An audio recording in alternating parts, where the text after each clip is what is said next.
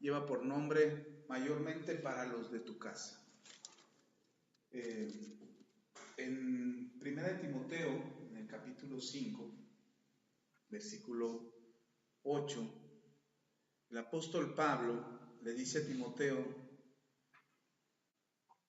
acerca de algunas instrucciones para los hermanos en la fe y la actitud que deberían de tener. Cómo debería de ser su carácter, su comportamiento hacia los demás. El apóstol Pablo le escribe a Timoteo algunas cuestiones doctrinales, algunas cuestiones ministeriales a lo largo de sus dos cartas, cosas que son importantes que Timoteo sepa, porque deben ustedes de saber que Timoteo se convirtió en pastor. Él, a través de la instrucción de Pablo, a través de las enseñanzas, finalmente Timoteo se quedó a cargo de una iglesia, de esas mismas iglesias que Pablo había levantado y había enviado de sus discípulos a atender estas iglesias. Pablo no podía estar en todas las iglesias al mismo tiempo, así es que Pablo preparó hermanos en la fe, los preparó a través de la disciplina, de la enseñanza, de la palabra, para que ellos pudieran estar a cargo de otras iglesias, para que el ministerio pudiera extenderse y la palabra de Dios permaneciera en el corazón de los hermanos. Entonces Pablo le escribe a Timoteo, en sus dos cartas que le escribe a Timoteo, le escribe instrucciones acerca de cuál debería de ser la conducta de Timoteo, cuál debería de ser la conducta de los hermanos, incluso cuáles deberían de ser las características de aquellos hermanos que iban a estar a cargo de las iglesias o a cargo de otro grupo de hermanos. Y entre las cosas que le escribe Pablo en esta primera carta, en el capítulo 5, una de las cosas que le dice a los hermanos, más bien a Timoteo, para que le haga saber a los hermanos, en el capítulo 5, versículos 7 y 8, le dice el apóstol Pablo a Timoteo, manda también estas cosas.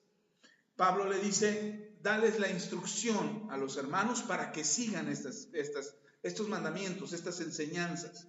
No es que fueran mandamientos nuevos o que Pablo estuviera añadiendo mandamientos a los mandamientos del Señor Jesús, sino eran cosas que los cristianos deberían de saber.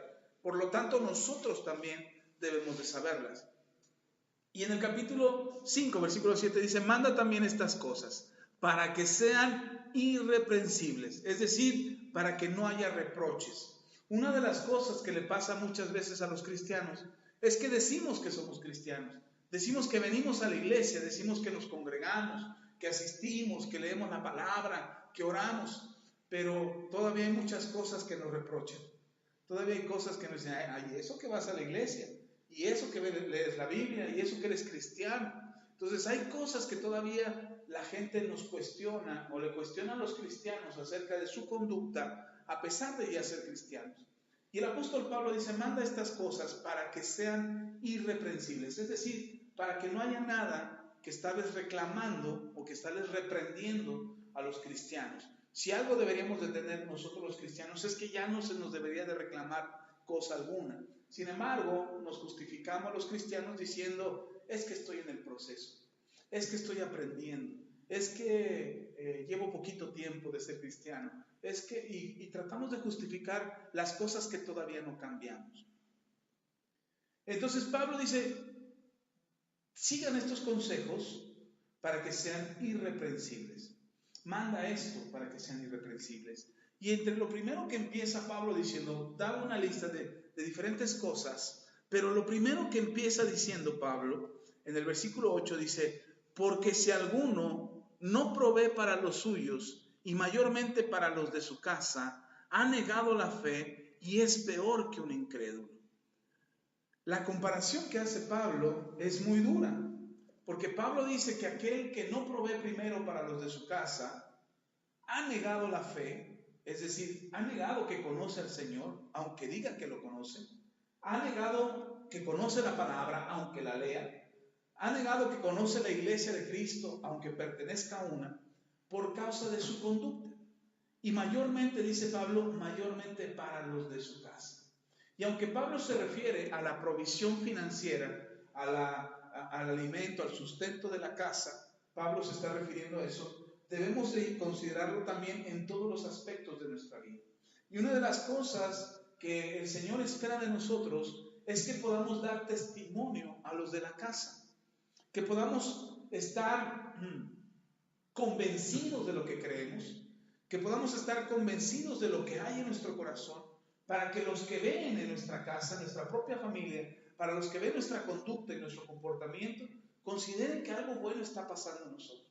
Que haber venido a Cristo no es un cambio de religión, que haber venido a Cristo no es un cambio de denominación, o que ahora antes éramos de una religión y ahora ya nos volvimos cristianos evangélicos, sino más bien que realmente hay un cambio, una transformación que bendice a nuestra casa.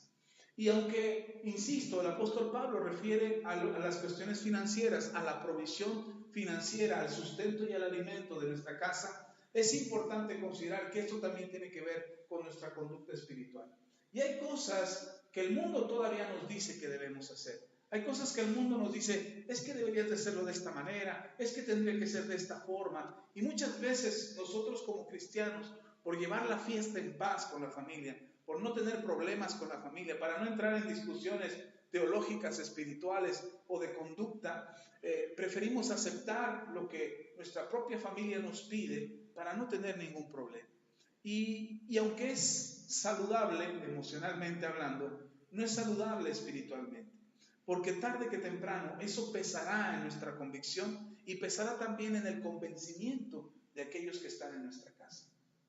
Y entonces verán los de nuestra casa que, pues no importa de qué religión seamos, de todas maneras seguimos teniendo la misma conducta o el mismo comportamiento y aceptamos las cosas como algo natural. Entonces el apóstol Pablo insiste que mayormente para los de la casa. Y ese es el mensaje de hoy, porque si algo el Señor Jesús busca en nuestras vidas es que nosotros podamos bendecir a nuestra casa. Podemos conocer al Señor, podemos venir a Cristo, ser salvos, ser libres, ser sanos, ser restaurados, pero el propósito de que Cristo llegue a tu vida es que no solamente llegue a tu vida, sino que llegue a toda tu casa, que toda tu familia pueda escuchar de Jesús y que toda tu familia sea salva. Vamos a ver un pasaje en Lucas, donde el apóstol Pablo se encuentra con un hombre que ha estado atado a demonios por años. Los demonios son reales, no son como nos los pintan con cuernos y cola y trinche en la mano y todos colorados. Los demonios no son así. Esa es la forma amigable del diablo, es para que la gente no le tenga tanto miedo. Y los niños se puedan disfrazar de eso en Halloween y no den miedo. Pero Satanás no está hecho así, ni los demonios están hechos así. Y los demonios, algo que han buscado a lo largo de su existencia, es destruir lo que Dios ha creado. Y lo mejor que podrían destruir la naturaleza, podrían destruir lo que existe, pero en lo que están interesados en destruir es la vida de las personas. Y de alguna manera los demonios encuentran la forma de poseer a una persona. Y en la Biblia podemos encontrar muchos pasajes de posesiones demoníacas, donde los demonios no solamente controlan la vida de la persona, sino que la destruyen. Hay un pasaje, no es este el que vamos a leer, pero hay un pasaje donde un papá trae a su hijo a Jesús. Primero lo trajo a los apóstoles no pudieron liberarle, y después este papá, angustiado por su hijo, se lo lleva a Jesús y le dice a Jesús y le explica que su hijo está poseído por un demonio que no solamente lo atormenta, sino que también provoca este demonio que el muchacho se aviente al agua para ahogarlo o se aviente al fuego para quemarlo. Esa es una posesión demoníaca, y el Señor Jesús libera al muchacho. La historia ustedes la pueden leer posteriormente, pero el Señor Jesús libera al muchacho, y eso es testimonio, o eso está escrito ahí y nos deja ejemplo de que lo que los demonios buscan no es ser amigo de las personas. Los demonios buscan destruir a las personas. Y en este pasaje de Lucas nos encontramos a un hombre poseído también por demonios, que su vida está destruida. Vamos a leer el pasaje, Lucas capítulo 8, del versículo 26 hasta el 39. Vamos a leer todo el pasaje para poder comprender lo que le pasaba a este hombre. Dice: y arribaron a la tierra de los Gadarenos, que está en la ribera opuesta a Galilea. Al llegar él a tierra, vino a su encuentro un hombre de la ciudad endemoniado desde hacía mucho tiempo, y no vestía ropa, ni moraba en casa, sino en los sepulcros. Este hombre endemoniado, al ver a Jesús, lanzó un gran grito y postrándose a sus pies, exclamó a gran voz: ¿Qué tienes conmigo, Jesús, Hijo del Dios Altísimo? Te ruego que no me atormentes. Porque mandaba al espíritu inmundo que saliera del hombre, pues hacía mucho tiempo que se había apoderado de él, y le ataban con cadenas y grillos, pero rompiendo las cadenas era impelido por el demonio a los desiertos. Y le preguntó Jesús diciendo: ¿Cómo te llamas? Y él le dijo: Legión, porque muchos demonios habían entrado en él. Y le rogaban que no los mandase ir al abismo. Había allí un hato de muchos cerdos que pasían en el monte, y le rogaron que los dejase entrar en ellos, y les dio permiso. Y los demonios, salidos del hombre, entraron en los cerdos, y el hato se precipitó por un despeñadero al lago y se ahogó. A los que apacentaban los cerdos, cuando vieron lo que había acontecido, huyeron, y yendo dieron aviso en la ciudad y por los campos. Y salieron a ver lo que había sucedido, y vinieron a Jesús. Hallaron al hombre de quien habían salido los demonios, sentado a los pies de Jesús, vestido y en su cabal juicio, y tuvieron miedo. Y los que le habían visto les contaron cómo había sido salvado el endemoniado. Entonces toda la multitud de la región alrededor de los Gadarenos le rogó que se marchase de ellos, pues tenían gran temor. Y Jesús, entrando en la barca, se volvió, y el hombre de quien habían salido los demonios le rogaba que le dejase estar con él. Pero Jesús le despidió diciendo: vuelve a tu casa y cuenta cuán grandes cosas ha hecho Dios contigo. Y él se fue, publicando por toda la ciudad cuán grandes cosas había hecho Jesús con él. Amén. En este pasaje podríamos contar o recontar toda la historia que acabamos de leer, pero es interesante dos cosas. Una, dice la Biblia que el hombre había sido poseído por demonios por ya mucho tiempo, y que en muchas ocasiones trataban de sujetarle, de alguna manera controlarlo, de alguna manera, pues quizás en la buena intención de la gente de ayudarlo, o en el temor de ser agredidos por este endemoniado, pues trataban de sujetarle para tratar de controlarlo y de alguna manera evitar algún tipo de ataque por parte de este hombre. Pero cada vez que lo sujetaban, era tanta la fuerza que los demonios producían en él, que rompía las cadenas, y el endemoniado quedaba libre, y cada vez que quedaba libre otra vez se iba al desierto, se escondía por allá, quizás salía en los caminos, el hombre tenía que comer y quizás robaba de alguna casa o mataba algún animal de alguna granja para comer, porque aunque los demonios buscan destruir el cuerpo, no precisamente matan de hambre a un endemoniado. El endemoniado sigue comiendo, se sigue alimentando, quizás no como normalmente lo haría, pero busca alimentarse. Y entonces este hombre era un problema para esa región de Gadara. Y los gadarenos, la gente que vivía ahí, pues no estaba muy conforme con la vida que este hombre llevaba. Y además, imagínense este hombre, un hombre ya adulto, desnudo, andando en la calle, andando entre la gente o metiéndose a las casas, y quizás por eso también trataban de sujetarlo para evitar estas situaciones, y quizás hasta vestirlo intentaron hacerlo, pero no lo consiguieron. El hombre seguía endemoniado. Y Jesús llega a la región de Gadara, y este hombre, al ver a Jesús, los demonios, no piensen ustedes que los demonios corrieron hacia Jesús para ser sacados del hombre.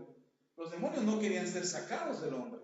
Por eso le dicen a Jesús: ¿qué tienes contra mí? Habla un demonio, dice: ¿qué tienes contra mí? Porque me atormentas. Porque sabe que la autoridad de Jesús está sobre ellos, y Jesús ordenaba a los demonios que salieran de ellos. Por eso Jesús pregunta: ¿cómo te llamas? Y dice legión. Normalmente las legiones se llama legión, o le llamaban legión, a una parte del ejército romano que consistía de 1,000 a 2,000 soldados. Imagínense cuántos demonios tenía este hombre para llamarse legión. De menos 1,000. 1,000 demonios en un cuerpo. Por eso tanta fuerza, por eso tanta violencia, por eso tanta locura. Por eso una actitud incomprensible. Y la gente le tenía miedo a este hombre. Uno puede decir, ¿y es posible que haya tantos demonios en una persona? Sí, claro. Porque los demonios no ocupan un espacio físico como lo ocupa un cuerpo. Los demonios ocupan un espacio espiritual dentro del cuerpo que logran controlar la vida de la persona que está endemoniada. Y entonces el hombre está endemoniado. Jesús tiene una confrontación. A mí me llama la atención que el hombre dice, me parece que es en Mateo, el mismo pasaje que cuenta Mateo, me parece que dice que el hombre vino y se postró delante de Jesús. Y después Jesús habla con los demonios. A mí me hace pensar que en el momento en que Jesús llega a la región de Gadara, donde estaba el endemoniado, la misma presencia de Jesús da un momento de lucidez al endemoniado para que él decida voluntariamente venir y buscar la ayuda de Jesús. Porque los demonios no iban a buscar a Jesús, sino que el hombre quería ser libre y por eso viene y se postra. Ya los demonios, cuando se dan cuenta, dicen, ah, caray, ¿qué hacemos aquí? Ah, caramba, es Jesús el que está aquí enfrente. ¿Qué tienes contra nosotros, hijo de Dios? Pero es el hombre el que busca su libertad. Entonces, algo que es bien cierto es que para que seamos libres, ya hace unas semanas atrás, creo que fue la semana pasada, donde les hablaba de que hay diferentes tipos de esclavitud. Y la esclavitud que hay en el corazón de la gente no va a terminar en la vida de la persona. Una persona no va a dejar de ser esclava hasta que quiera serlo. Muchas veces queremos ser sanos, pero no queremos ser sanos. Queremos ser libres, pero no queremos ser libres. Es decir, queremos la libertad, pero no queremos el proceso de la libertad. Queremos ser sanos, pero no queremos el proceso de la sanidad. Alguien me decía el día de hoy, hasta me sentí bien, por un momento dice, oye, ¿te ves más flaco? Y dije, ¿en serio? A ver, chécate la vista, porque creo que yo me siento igual, ¿no? Y me dice, pero lo curioso es que me dice, ¿te ves más flaco? ¿No estás enfermo? Porque lo primero que piensa la gente cuando cambia tu complexión física, ¿no estarás mal? ¿No estarás enfermo? Le digo, no estoy enfermo, estoy bien. Porque te ves más flaco. ¿O estás haciendo dieta? Le digo, no, al contrario, creo que estoy comiendo más que nunca. Ya empecé la Navidad de las posadas por anticipado. Ya le estoy empacando sabroso dice, pero y insistía en que yo estaba enfermo. Deberías de checarte, dice, no estarás enfermo. Y por un momento casi me convence que a lo mejor sí estaba yo enfermo. Pero algo que yo le decía a él es que yo no quiero estar enfermo. Yo no busco estar enfermo. Yo no deseo la enfermedad en mi cuerpo. Y él me dice, es que a veces no nos damos cuenta cuando estamos enfermos. Digo, yo sí me doy cuenta. Pero algo que yo no quiero es estar enfermo. Y a veces no nos damos cuenta, pero anhelamos la libertad, pero no queremos el proceso de la libertad. Anhelamos la salud, pero no queremos el proceso de la salud. Anhelamos la prosperidad, pero quisiéramos que el dinero nos caiga del cielo y no queremos trabajar y esforzarnos y administrar bien lo que tenemos para alcanzar la prosperidad. Y entonces queremos el camino fácil, pero no queremos la libertad. Y el Señor Jesús se encuentra con este hombre que yo considero que el hombre, no los demonios, el hombre quería ser libre. Y por eso nos dice Mateo que el hombre vino y se postró delante de Jesús. Porque él quería ser libre. Los demonios no querían salir de ahí, que tanto que Jesús tuvo que reprenderlos para que salieran. Y entonces, si el endemoniado no hubiese querido ser libre, quizás hubiera corrido como lo hacía antes y se hubiera ido a esconder al desierto o al bosque o a la selva o haberse aventado al mar o aventadose del abismo que leímos que se aventaron los cerdos, pero hubiera escapado de Jesús. Entonces a mí me hace pensar que el hombre tuvo un momento en que su voluntad le llevó a postrarse delante de Jesús, pero no tenía la suficiente fuerza de voluntad para ser libre de esos demonios, ni tampoco tenía la autoridad.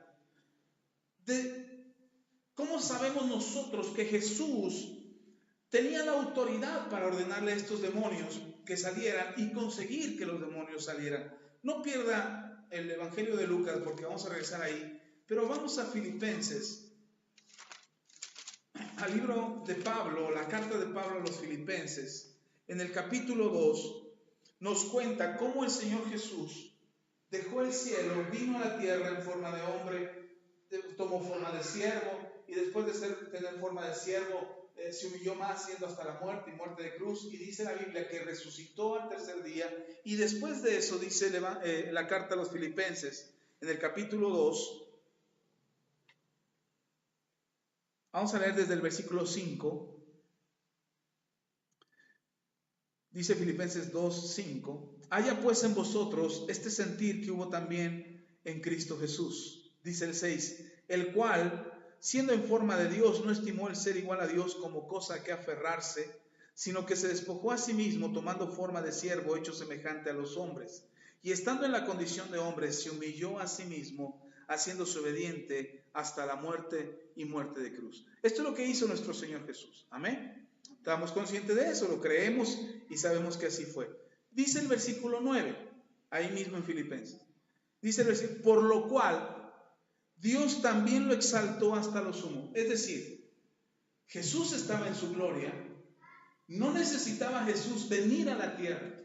Jesús no lo necesitaba. Jesús ya tenía una gloria superior, una gloria suprema.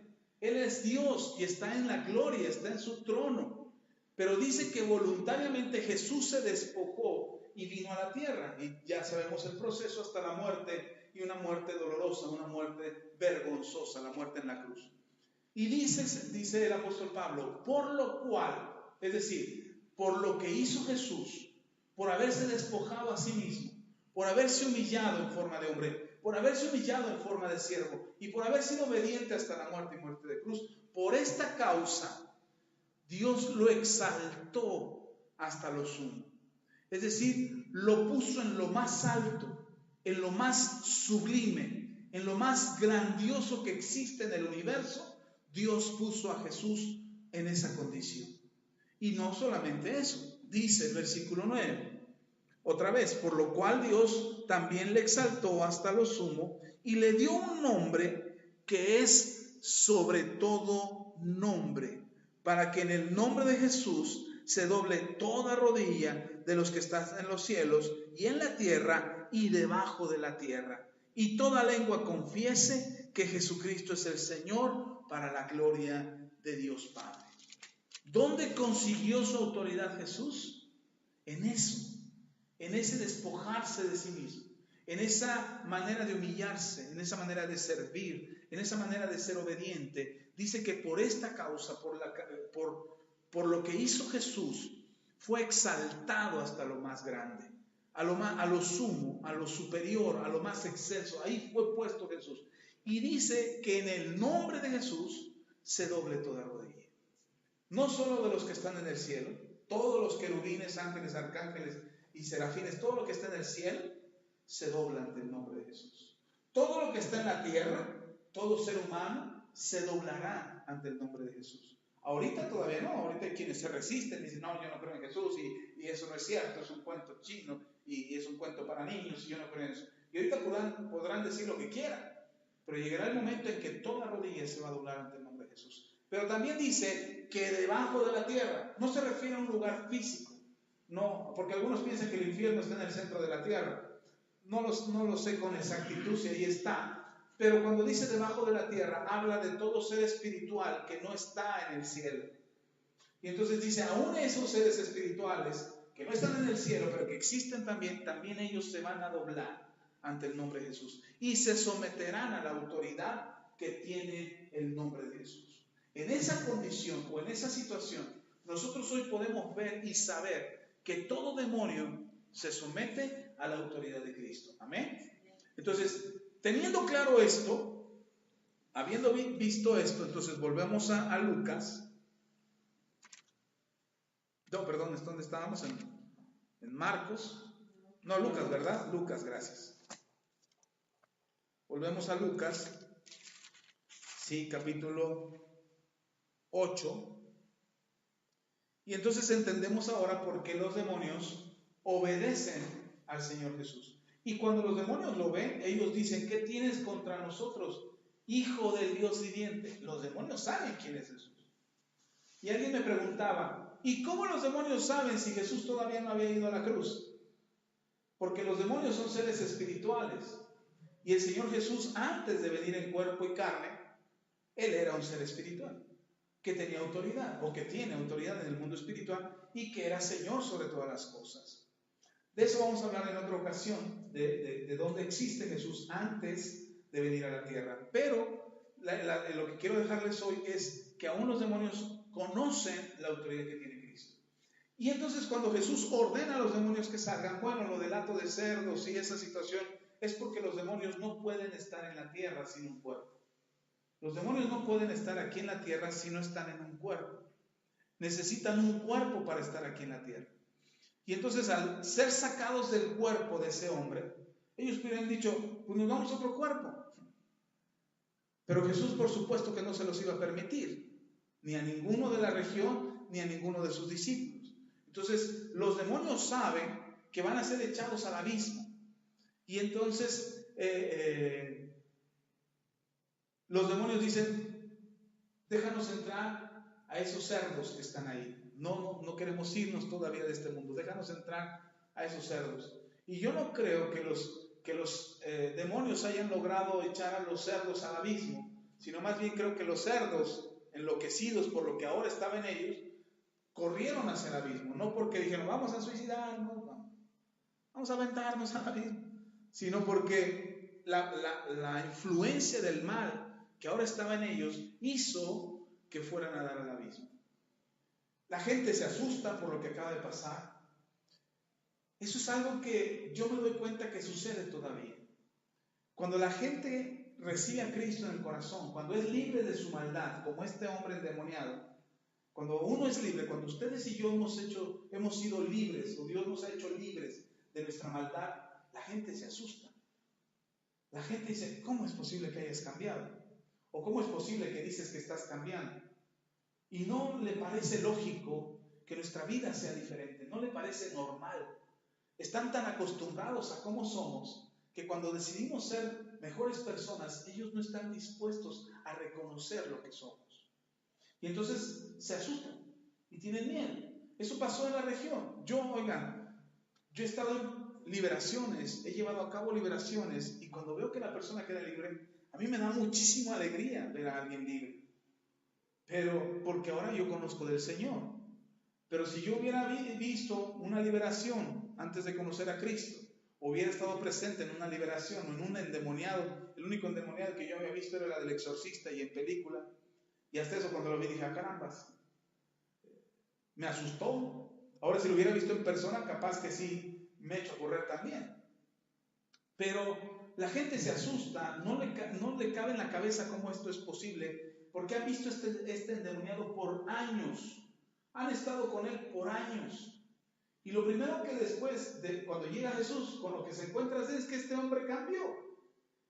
Y después de verlo desnudo e incontrolable, y en una locura inexplicable, porque quizás trataron de hablar con él y de meterlo en cintura, y el hombre enloquecido blasfemaba, echaba baba por la boca, o los ofendía o los lastimaba y no podían hablar con él. De repente cuando regresan y lo encuentran, cuando ven lo que pasó y van por la gente al pueblo y llegan a donde está Jesús con el endemoniado, dice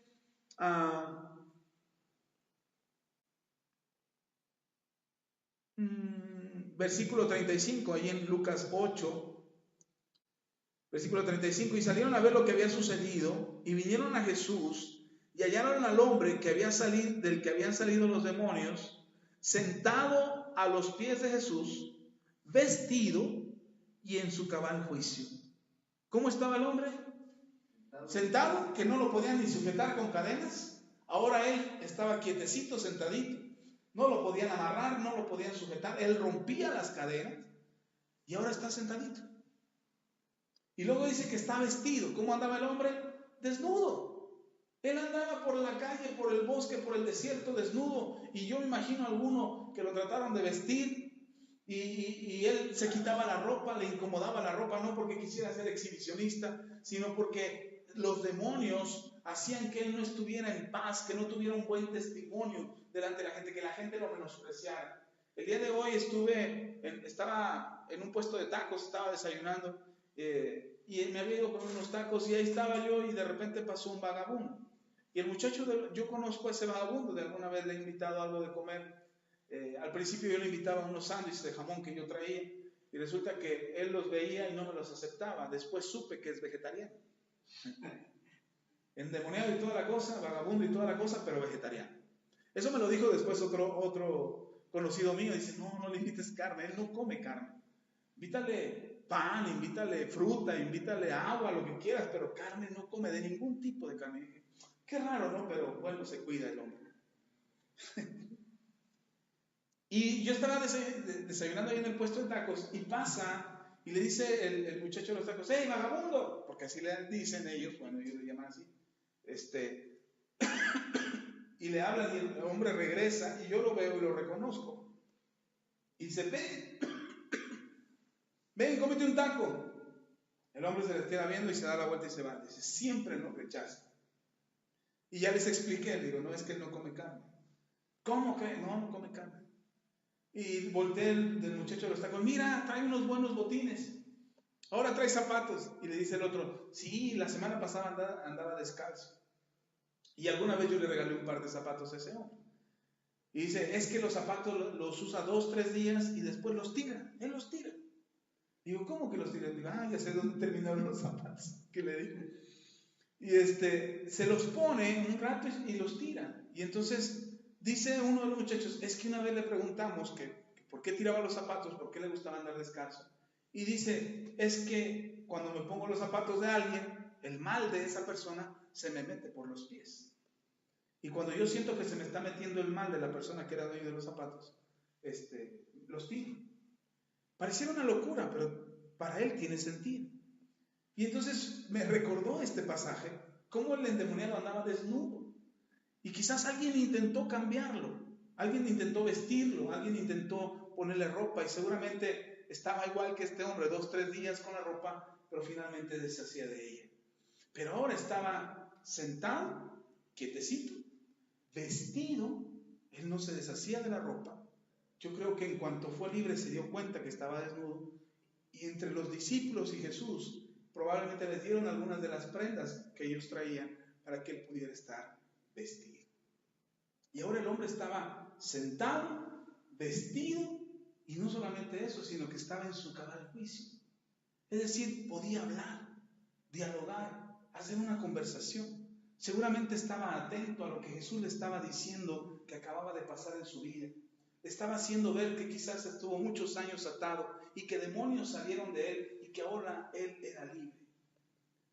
Cuando la gente ve eso, le dio miedo. Dice, ya no vamos a tener nuestro endemoniado del pueblo. Ya la gente ya no va a venir a ver al endemoniado. El turismo que teníamos por causa de él ya no va a llegar. La gente se asustó por ver a este hombre transformado. Me hace pensar que cuando la gente no conoce a Dios, lo bueno que te pueda pasar a ti le va a asustar. Y entonces cuando tú empiezas a cambiar, cuando tú empiezas a ser mejor persona, la gente quizás te rechace, la gente quizás te asuste, la gente quizás te cuestione o se enoje contigo más frecuentemente que antes. Porque antes toleraban tu locura, tu borrachera, tu necedad, tu enojo, tu ira, tus malas palabras, y ya se habían acostumbrado a eso de ti. Y cuando sacas eso, todo eso sale de tu vida, porque Jesús entra a tu vida. La gente no lo acepta. No dice, ¡ay, qué bueno que cambiaste! Y yo entiendo, o quiero pensar, que la gente rechaza el cambio que Dios está haciendo en tu vida, porque están siendo desafiados a cambiar. Y no toda la gente quiere. Entonces, cuando tú estás cambiando y estás siendo una mejor persona, porque Cristo está en tu corazón, porque Cristo está en tu vida, cuando tú rechazas el mal, cuando te apartas de los asuntos del mundo que los que antes practicabas, y la gente ve que tú ya no eres la misma persona, la gente va a guardar su distancia hacia ti y te va a rechazar y va a tener miedo a tu cambio. La razón es simple. Están teniendo miedo ellos porque están siendo desafiados a cambiar. Y como no quieren cambiar, como no quieren aceptar el cambio que está sucediendo en tu vida, lo más fácil es volverse contra ti.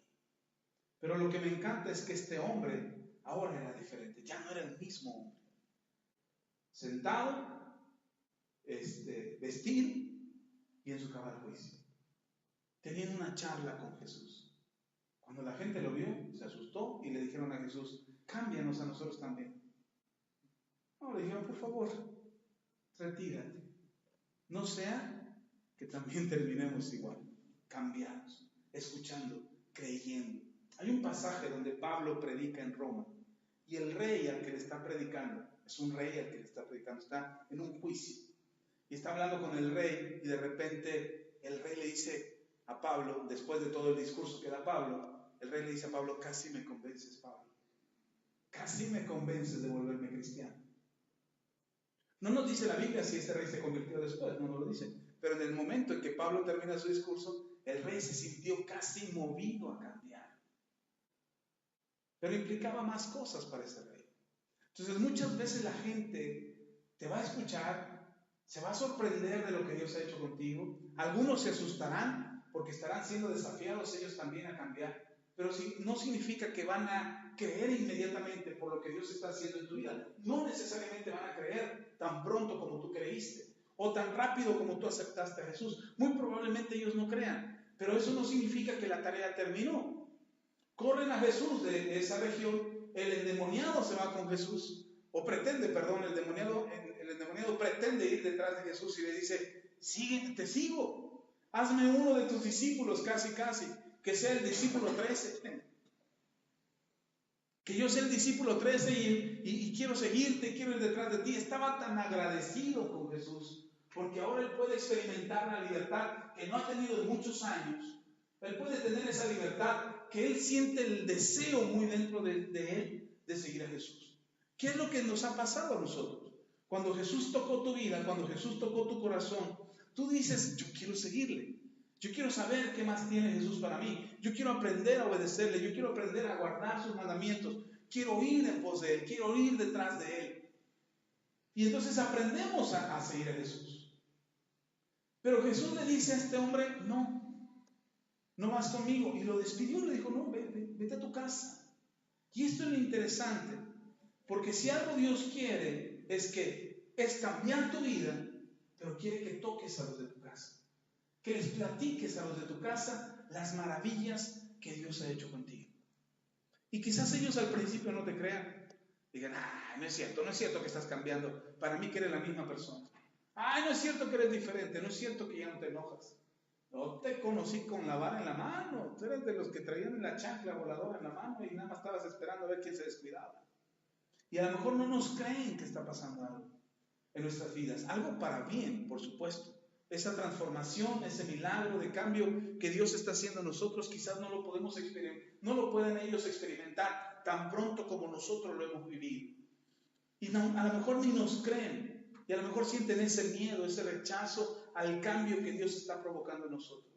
Pero Dios quiere que experimentemos la libertad. Ya les hablaba unas semanas atrás acerca de la libertad con la que Cristo nos ha hecho libres. Cristo vino a hacernos libres, verdaderamente libres. Y entonces cuando nosotros experimentamos esa libertad, cuando nosotros vivimos esa libertad, el cambio que está produciéndose en nosotros, el Señor Jesús le dice al endemoniado, dice el versículo 38, ahí en el capítulo 8 donde estábamos, le dice en el capítulo 8, y el hombre de quien habían salido los demonios le rogaba que le dejase estar con él, pero Jesús le despidió. Uno pudiera decir: qué mala onda Jesús, hay que rogarle a Jesús para seguirlo. En realidad la Biblia dice que si queremos ser verdaderamente sus discípulos, tenemos que tomar nuestra cruz, y seguirle. O sea, el Señor Jesús nos llama a seguirle. Pero en esta ocasión, el Señor Jesús no deja que este hombre lo siga.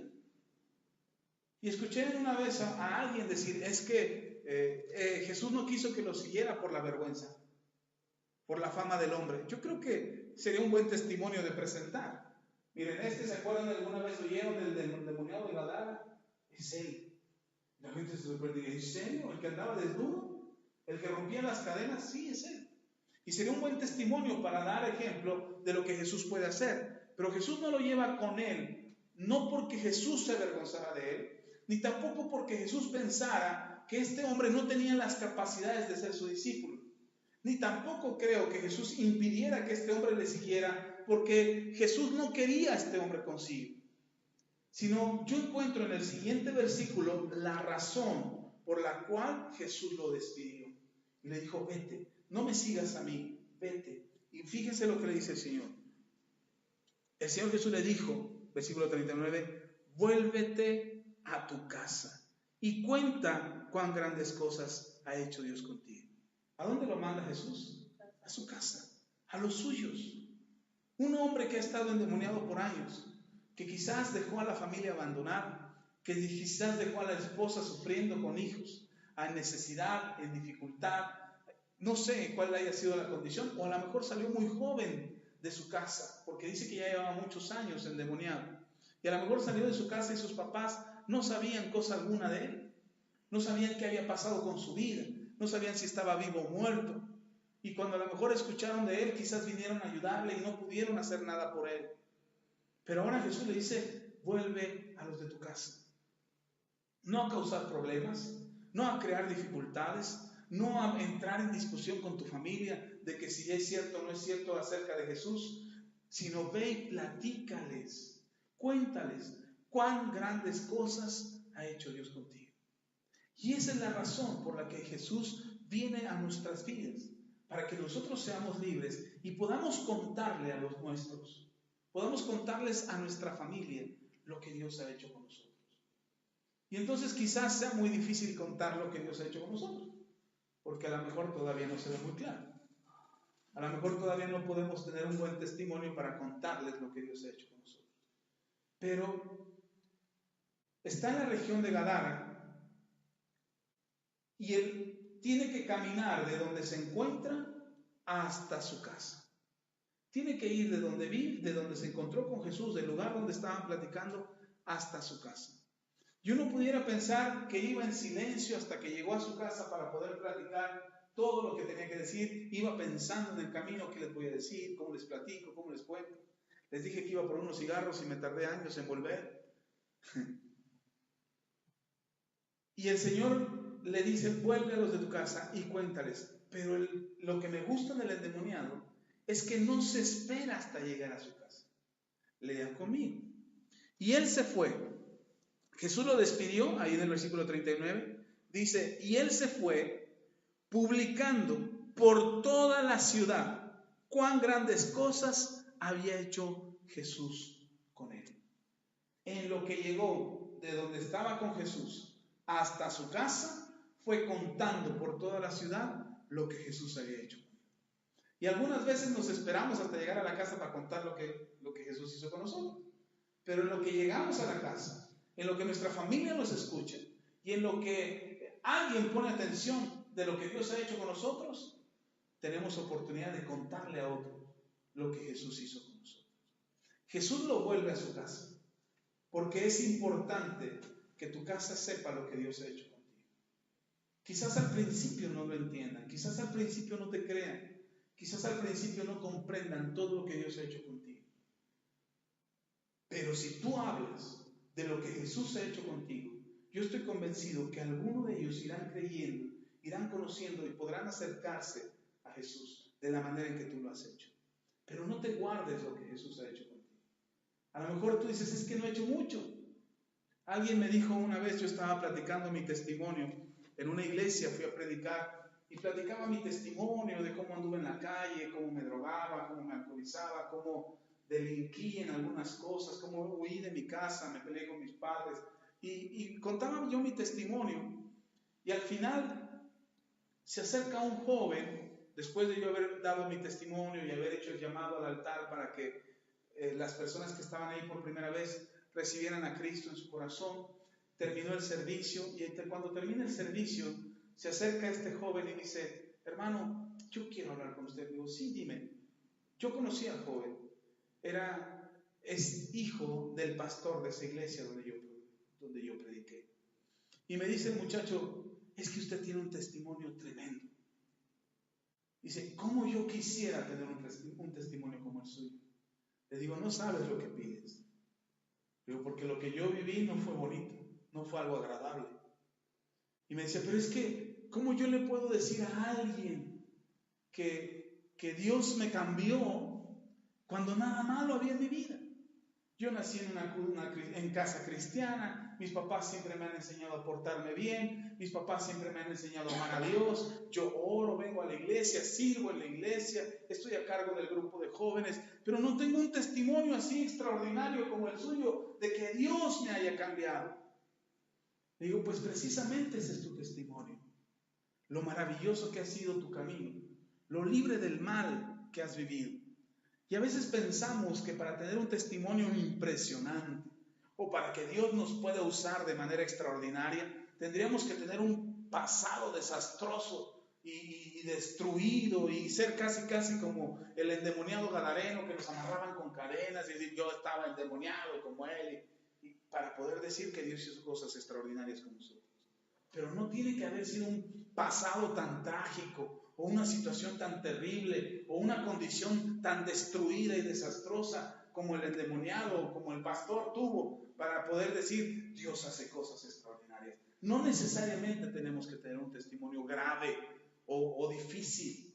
La gente, los cristianos sobre todo, se sorprenden de aquellos que dan su testimonio y dicen yo hice esto, yo anduve en las drogas, estuve en el homosexualismo, yo era narcosatánico, yo era, en fin, cualquier tipo de tinieblas que pudo haber en la vida de alguien. Y los cristianos dicen, wow, y de ahí Dios lo rescató, y wow, Dios lo está usando, y wow, Dios está haciendo grandes cosas con él. Y decimos, tiene que ser una vida trágica para que Dios lo pueda usar. Pero no es así. No tienes que haber vivido algo trágico o algo difícil para que Dios te pueda usar. Encontramos la historia del endemoniado gadareno, pero también tenemos la historia de Pablo. Pablo dice de sí mismo, en cuanto a celo, dice, perseguidor de la iglesia. Él vivía para Dios. Él creía que tenía un corazón para Dios. Por supuesto estaba equivocado, perseguía la iglesia del Señor. Pero él creía que tenía un corazón recto. Él vivió buscando apartarse del pecado toda su vida, hasta que el Señor Jesús lo llamó. Entonces, no tenemos que tener un pasado trágico para pensar que Dios nos pueda usar y que Dios pueda tomar nuestras vidas y tocar la vida de otro. El solo hecho de reconocer que éramos esclavos del pecado y que ahora somos libres en Cristo Jesús, que ahora Cristo vive en nosotros, ese es un gran testimonio. El saber que antes estábamos sin esperanza y que hoy tenemos esperanza. El saber que antes estábamos mal y que ahora en Cristo Jesús estamos bien. No tenemos que tener un pasado muy trágico, pero podemos dar testimonio y mayormente a los de nuestra casa. Podemos empezar quizás en el camino, en lo que alguien nos cree en la familia, en lo que alguien nos cree en la casa. Podemos empezar a decirle a otro, esto es lo que Jesús hizo conmigo. Jesús vino a mi vida, Jesús me cambió, Jesús tocó mi corazón. Ahora tengo una esperanza, he sido perdonado de mis pecados, ahora Cristo vive en mi corazón. Yo creo que este hombre, al dar el endemoniado gadareno, que por cierto no sabemos su nombre, yo creo que cuando lleguemos al cielo, si Dios nos permite llegar a su gloria, allá nos enteraremos de su nombre. Y si no, nos va a decir, ¿te acuerdas de que leíste del endemoniado gadareno? Sí, me acuerdo. Bueno, allá está. Se llama Juan, o se llama Andrés, o se llama Teófilo, no sé, algún nombre tendrá. O a lo mejor lo conoceremos como, allá en el cielo también, lo conoceremos como el ex endemoniado gadareno, porque ya ha sido libre. Y tenemos que dar ese testimonio, pero mayormente los de nuestra casa. El Señor Jesús me gusta que le dice al hombre, no lo manda por las naciones, no lo manda por la ciudad, le dice, predícale a la ciudad. No le dice eso. Dice, ve y cuéntale a los de tu casa. Ve y cuéntale a tu familia cuán grandes cosas ha hecho Dios contigo. En el camino, el endemoniado le predica a la ciudad entera. Pero él iba con una encomienda, hablarle a los de su casa.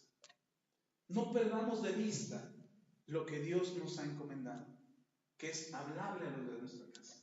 no perdamos de vista que el propósito de conocer a Jesús es predicarle a nuestra casa. Y a lo mejor al principio no nos creen, al principio se sorprenden y dicen, ay, ¿a poco sí ya se te rompieron las cadenas? ¿A poco sí ya andas vestido? ¿A poco sí ya hablas en tu juicio cabal? A lo mejor al principio no nos creen, pero el testimonio de lo que Dios ha hecho con nosotros es lo que tocará el corazón de ellos para que ellos también crean. Y entonces podamos ver lo que el Señor Jesús prometió, que leíamos unas semanas atrás en el libro de los Hechos. Cree en el Señor Jesucristo y serás salvo tú y toda tu casa. Entonces no perdamos el enfoque. Es verdad, Dios nos llama a predicarle al mundo. Es verdad que Dios nos llama a hablarle a toda criatura que se mueve en la tierra, a todo ser humano que necesita escuchar de Jesús. Es verdad que necesitamos hablarle a toda la gente. Pero si algo Dios quiere, es que le hablemos a nuestra casa. Y quizás por eso nos cuesta tanto trabajo, porque como nos conocen muy bien, y saben de qué pie cojeamos, y saben cuál es realmente lo que está en nuestro corazón, por eso a lo mejor nos cuesta tanto trabajo. Pero el mérito es del Señor. ¿Quién es el que tiene un nombre sobre todo nombre? Jesús. ¿Quién es el que tiene toda autoridad en los cielos, en la tierra y debajo de la tierra? Jesús. Y es en el nombre de Jesús que nosotros testificamos. Y por eso el Señor Jesús le dice a los apóstoles en Mateo capítulo 28, vayan y hagan discípulos, enseñándoles las cosas que yo les he mandado. Y podemos hacerlo porque el Señor Jesús nos da esa autoridad, Él nos respalda. Ahí mismo en Mateo 28 el Señor Jesús termina diciendo, y yo estaré con vosotros todos los días hasta el fin del mundo. Entonces cuando nosotros llegamos a nuestra casa para dar testimonio de lo que Él hizo en nuestras vidas, no lo hacemos en nuestras propias fuerzas, lo hacemos en el nombre de Jesús. Cuando le compartimos a alguien acerca de lo que Dios ha hecho en nuestras vidas, no lo hacemos en nuestras fuerzas, lo hacemos con el respaldo de nuestro Señor Jesús, el que tiene un nombre sobre todo nombre. Y por eso podemos testificar y por eso podemos decir lo que Él ha hecho en nuestras vidas. Amén. Amén. Entonces, mayormente a los de tu casa. Háblale al mundo, predícale al mundo, predícale a toda la gente, a quien puedas, en el camino, en lo que llegas a tu casa, en lo que hablas con tu familia, en lo que tu familia te escucha. Puedes testificarle a todos. Y a lo mejor es más fácil predicarle a otros que a los de tu casa, porque otros no te conocen, los de tu casa sí. Pero no tenemos que tener una historia trágica para recibir el respaldo de Dios. Podemos tener una historia muy simple, una historia tranquila, una historia de una vida correcta, una vida bien. Incluso a lo mejor la gente nos consideraba buenas personas. Dicen, no, pues esta es buena persona, no se mete con nadie, anda bien, de su casa al trabajo, del trabajo a la casa, no se mete en chismes, no anda haciendo loqueras, no tiene un buen testimonio. A lo mejor antes de conocer a Jesús tú tenías un buen testimonio, pero ahora con Jesús tienes el poder y el respaldo del cielo para poder hablar de las maravillas que Dios ha hecho contigo. Amén. Vamos a orar. Y confíe plenamente en lo que Dios puede hacer por usted. Amén. Vamos a orar. Padre, te damos gloria, honra y alabanza. Gracias, Señor, por tu palabra. Te pido, Padre, que nos ayudes, que nos respaldes, que nos lleves con bien, Señor, y que permitas, Dios, en el nombre de Jesús, que cada uno de nosotros podamos experimentar tu gloria, ese cambio, esa transformación, esa libertad con la que verdaderamente tú nos haces libres y que podamos dar testimonio primeramente o mayormente a los de nuestra casa. Ayúdanos, Señor, en el nombre de Cristo Jesús. Permite, Dios, que podamos tener la oportunidad de recibir ese toque de transformación, de cambio, de renovación. Permite, Dios, que podamos encontrarnos con tu gloria y que seamos transformados verdaderamente, que seamos libres verdaderamente, para que aquellos que nos conozcan, para que aquellos que se acerquen a nosotros, para que aquellos que nos escuchen, al dar testimonio de las maravillas que has hecho en nuestras vidas, también queden convencidos, también queden asegurados de la salvación, que también tengan un encuentro contigo para la salvación de sus vidas y la transformación de sus hogares. En el nombre de Cristo Jesús, tú quieres que nuestra familia sea salva. Es tu deseo y es tu propósito que si nosotros somos salvos, ellos también lo sean. Y que cada uno de los miembros de nuestra casa te puedan conocer hijos, hijas, sobrinos, sobrinas, hermanos, padres, yernos, nueras, Señor, todos en la casa puedan conocerte. Danos el respaldo tuyo para ir y dar testimonio y las vidas de ellos también sean tocadas para la gloria de tu nombre. Te damos las gracias y pedimos que así sea en el nombre de Cristo Jesús. Amén. Amén.